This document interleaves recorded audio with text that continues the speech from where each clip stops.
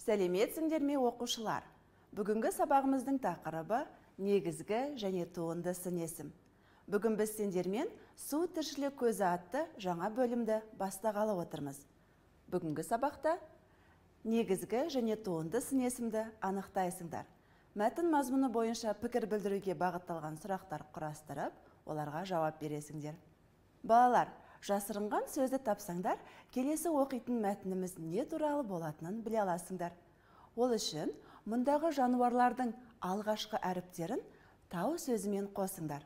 Мұнда бізге барыс, арқар, суыр берілген. Табалдыңдар ма? Жасырынған сөз бастау. Бастау бұлақ, өзен суының басталатын жері. Ендеше қазіргі оқитын мәтініміз Мұраттың бастауы деп аталады. Мәтінді мұқият тыңдаңдар.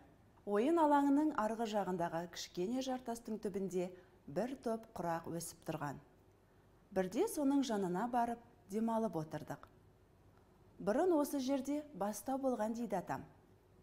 Әне жер дымданып жатыр. Қазып көрсек қайтеді? Мүмкін су шығар, деді Мұрат.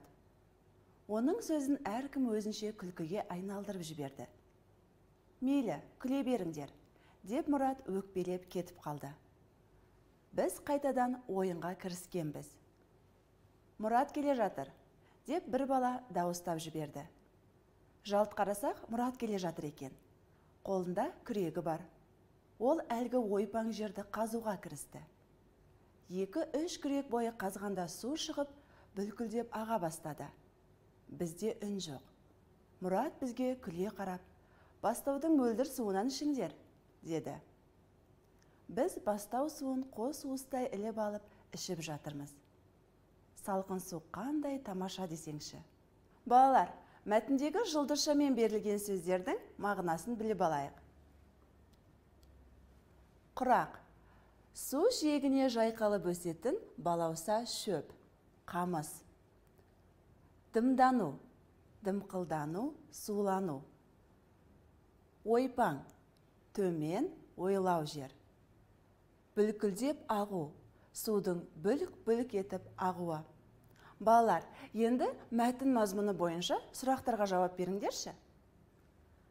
Балалар қай жерде ойнады? Балалар ойын алаңында ойнады. Балалар ойнаған алаңда бұрын не болған? Алаңда бұрын бастау болған. Мұрат бастауды қандай белгілеріне қарап тапты? Жердің дымданып жатқанын көрді. Бұлақ суы қандай болады? Бұлақ суы таза, тұнық, минералды заттарға толы болады. Балалар, мәтіндегі сын есімдерді бірге атайық. Кішкене, ойпаң, мөлдір, салқын. Балалар, бұл сын есімдер негізгі сын есімдер болады. Қазақ тілінде сын есім негізгі және туынды болып екіге бөлінеді. Түбір сөзден болған сын есімді негізгі сын есім дейміз. Мысалы, қалың, әдемі. Түбір сөзге жұрнақ жалғану арқылы жасалынған сын есімді туынды сын есім деп атаймыз. Мысалы, өнерлі, саналы. Ендеше балалар, берілген сын есімдерді негізгі және туынды сын есімдерге ажыратайық. Ол үшін сөздерді сөз құрамына талдайық. Жаңа. Түбір сөз. Сол себептен негізгі сын есім болады. Келесі көк. Түбір сөз негізгі сын есімге жатады. Әдепті. Түбірі әдеп, т жұрнағы жалғанып, туынды сын есім жасалып тұр. Қалың. Түбір сөз негізгі сын есім болады. Атақты. Түбірі атақ зат есім. Оған т жұрнағы жалғанып, туынды сын есім жасалып тұр. Жүйрік. Түбір сөз Сол себептен негізгі сын есімге жатады. Келесі көктемгі. Түбірі көктем, зат есім. Оған г жұрнағы жалғанып, көктемгі туынды сын есім жасалынып тұр. Келесі сүтті. Түбірі сүт, зат есім. Оған т жұрнағы жалғанып, туынды сын есім жасалынып тұр. Бәрекелді балалар, енді сендер де негізгі және туынды сын есімдерді ажырата аласыңдар. Берілген мәтінді бірге оқиық. Қайың біздің өлкемізде ең көп тараған ағаштардың бір түрі. Оның басы үкідей шоқтанып, биік болып өседі. Кәрі қайыңның ауыр бұтақтары жерге қарай төгіліп тұрады. Ашық жерлерде қайың кейде жеке дара өседі. Жазғы жасыл шөп пен гүлдердің ортасында тұрған ақ қайың өте әдемі көрінеді. Қайыңнан әсем жиһаздар жасайды. Балалар, мәтіндегі сын есімдерді табыңдар. Оларды негізгі және туынды сын есімдерге ажыратыңдар. Биік.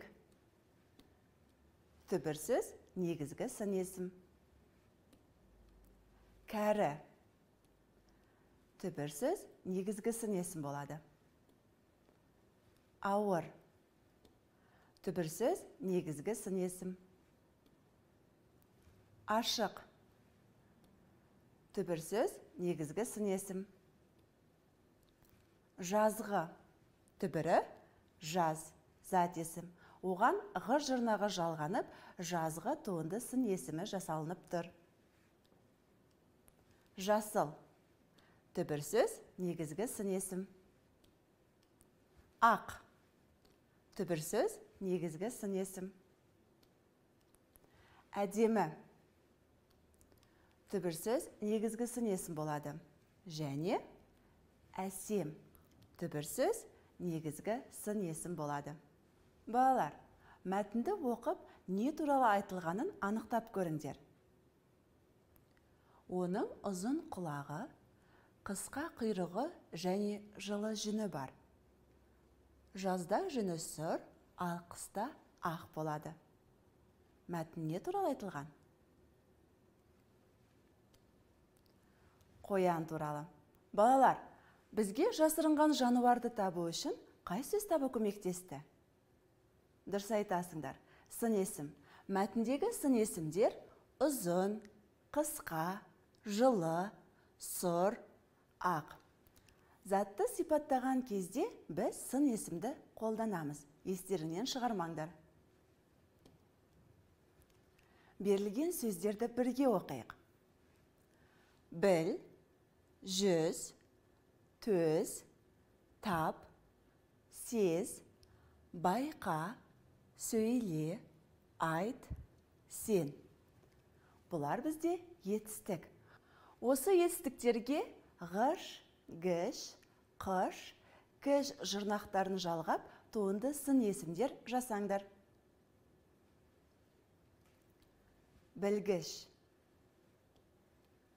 жүзгіш, төзгіш,